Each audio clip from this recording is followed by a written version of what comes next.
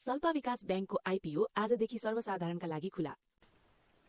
यो बनाउन चाहिँ होइन सुरुमा गुगलमा गएर क्यानभा भनेर सर्च गर्ने होइन, त्यसपछि यस्तो इन्टरफेस आउँछ। त्यसपछि साइन अप गर्ने। साइन अप गर्दा चाहिँ यहाँ गएर कन्टिन्यू विथ इमेल, त्यसपछि यहाँ आफ्नो इमेल राख्ने, त्यसपछि कन्टिन्यू।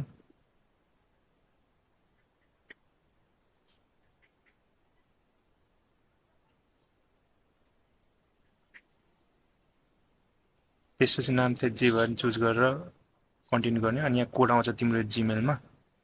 यहाँ जिमेलमा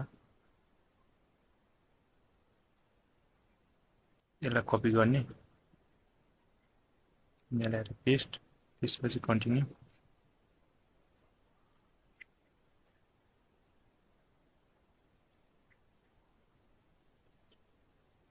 त्यसपछि यस्तो इन्टरफेस आउँछ होइन। यहाँ चाहिँ जुनसुकै पनि क्लिक गरेर स्किप गर्दा हुन्छ है।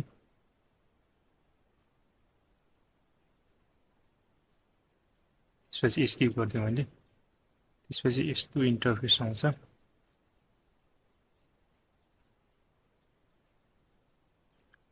त्यसपछि यहाँ भिडियोमा जाने होइन।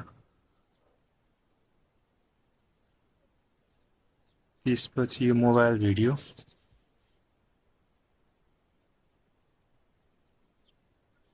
त्यसपछि यस्तो इन्टरफेस आउँछ। त्यसपछि एप्समा क्लिक गरेर होइन त्यहाँ सर्च गर्ने होइन, अवतार बाई डब भन्ने फर्स्टमा आएको छ त्यसलाई क्लिक गर्ने। त्यसपछि कोइल एप हो त्यसलाई क्लिक गर्ने। त्यसपछि ओपन। त्यसपछि यहाँ आफ्नो अवतार क्यारेक्टर अपलोड गर्ने है त। त्यही युज गर्दा नि हुन्छ है। मैले चाहिँ यो बनाएको अपलोड गरेँ। त्यसपछि यहाँ चाहिँ अडियो आफूले जुन बोल्न लगाएको छ अडियो होइन त्योलाई एड गर्ने। यो अडियो चाहिँ 50 सेकेन्डसम्म हुनुपर्छ है, 50देखि 55 सेकेन्डसम्मको। त्यतिसम्म त गर्न पाइन्छ एउटा एकाउन्टबाट। त्यसपछि फेरि कन्टिन्यू कनेक्ट गर्ने।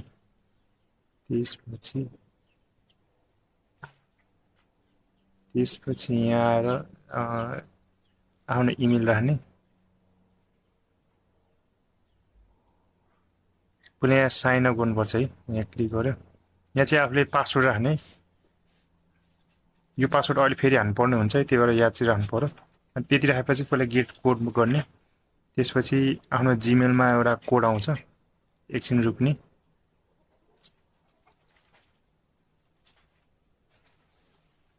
त्यहाँ आइसकेपछि यसलाई कपी गर्ने।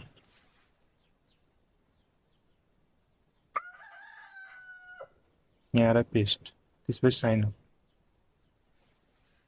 यहाँ हानेको पासवर्ड चाहिँ अहिले फेरि हान्नुपर्ने हुन्छ है लगइन गर्नको लागि, त्यही भएर याद राख्नुपर्छ।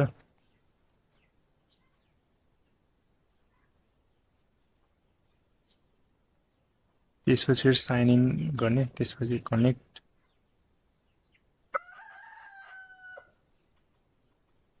त्यो अघिको इमेल हाने, फेरि त्यही पासवर्ड, अनि त्यसपछि लगइन।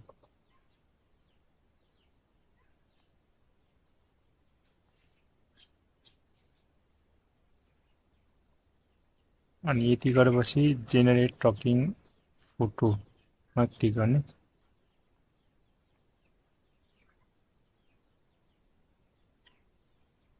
यसरी हाम्रो यहाँ रेडी हुँदैछ र हाम्रो रेडी भइसक्यो। सल्पा विकास बैंकको आइपिओ आजदेखि सर्वसाधारणका लागि खुला। खोटाङमा मुख्य कार्यालय रहेको ख वर्गको विकास बैंक सल्पा विकास बैंक लिमिटेड एसडीबीएलले सर्वसाधारणका लागि आज पुस 16 गतेदेखि प्रारम्भिक सार्वजनिक